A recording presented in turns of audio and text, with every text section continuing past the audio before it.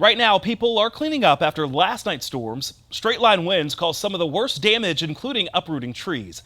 JT Siskowski was in Albany speaking to the National Weather Service, and he's got you covered on the extent of the damage and a warning from officials.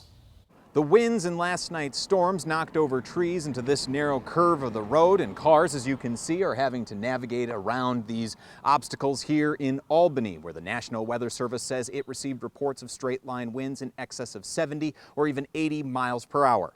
This was what the storms looked like as they rolled through. High winds and rain lashed Rock and Greene counties. The weather knocked trees down in yards and on wires. A crew from the National Weather Service came out to survey the damage. They say they are looking for evidence of straight-line winds. Warnings for high wind do not produce the same reaction as those for tornadoes, but the National Weather Service says in some cases they can be just as destructive. So a lot of that damage, that can rip your roof off of your house or kind of knock trees down onto houses and stuff like that. It can be very dangerous. So almost comparable to that low-level tornado. The National Weather Service crew also spent time surveying flash flooding damage to local highways. Crews were already out repairing affected roads Tuesday morning. The damage in and around Albany was mostly downed trees. Officials with Greene County Emergency Management told 27 News they have received no reports of damage to buildings. People were out clearing the uprooted trees from yards and roads. And it wasn't just the wind. Last night's torrential downpours also raised the level of the Sugar River that runs through Albany. Greene County Emergency Management officials tell me that they are watching those water levels closely, but they expect them to recede quickly over the coming days. In Albany, JT Siskowski, 27 News. Yeah, and it was a busy night last night. We've got to check back in with 27 Storm Track meteorologist, Chief Meteorologist Cameron Hopman, who is live once again in Albany. Cam.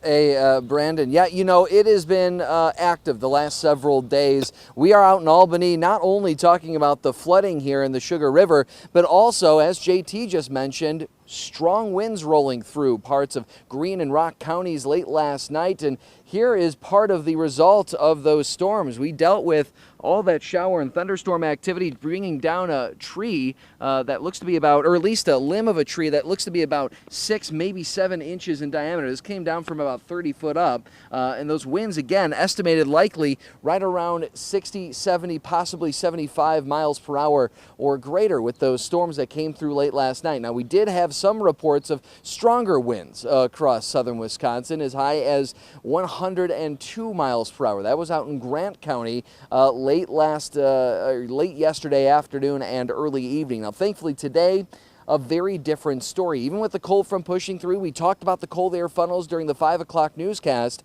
Cold air funnels spotted out in Rock County, even triggering a tornado siren there. There was no tornado warning in Rock County earlier on today. What actually occurred, as we look at that satellite radar, that cold front pushing south across parts of Rock County and Greene County did trigger a few pop-up showers and thunderstorms. We have very cold air up top mixing in with some of those pop-up showers and storms across those two counties.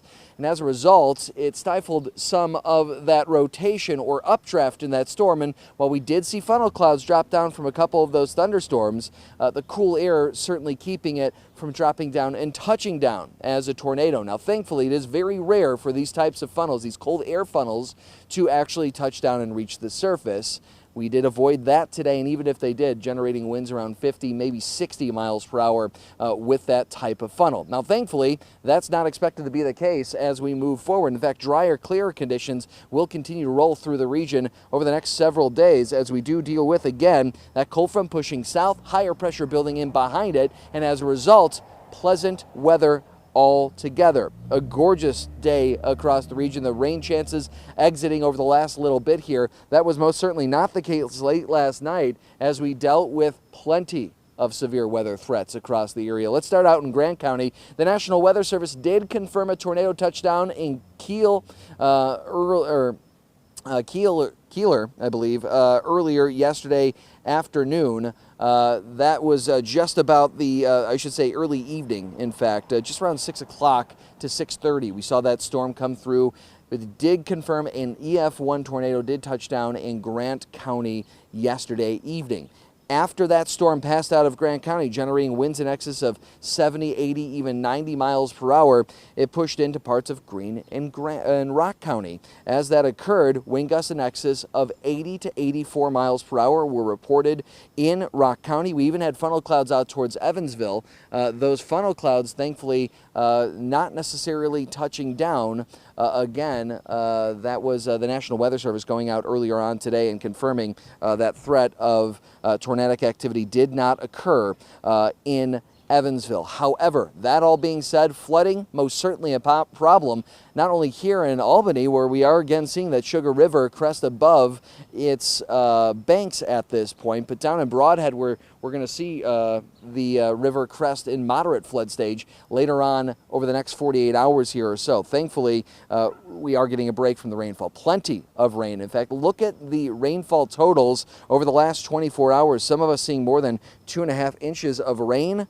2.6 inches in Blanchardville, Albany here, about 2.25 inches of rainfall. If you are cleaning up the yard this evening because of those tree limbs or hopefully no structural damage for you, you have a decent evening to do so. If you're just getting out and about, things are looking awfully nice. 76 at 7 o'clock, 71 at 9 o'clock this evening. Let's fast forward through that future track, looking at clear, dry conditions overnight tonight into early tomorrow morning. Looking at temperatures diving back down to the upper 50s and low 60s early tomorrow. That first cup of coffee early tomorrow morning, beautiful. 61 degrees at 8 o'clock in the morning, 66. Again, fast forwarding through that future track tomorrow afternoon, reaching temperatures in the mid 70s. Tomorrow evening, beautiful as well. The upper 60s and low 70s between 7 and 9 o'clock. If you want to head out to the terrace or just grab a bite to eat, it is going to be pleasant. However, if you don't get a chance to do that tomorrow, Thursday and Friday, looking just as nice. Temperatures in those mid to upper 70s both days, and the weekend ahead looking even better. High temperatures in the low 80s, plenty of sun, and look at that extended forecast. Not one chance of significant rainfall over the next 7 days.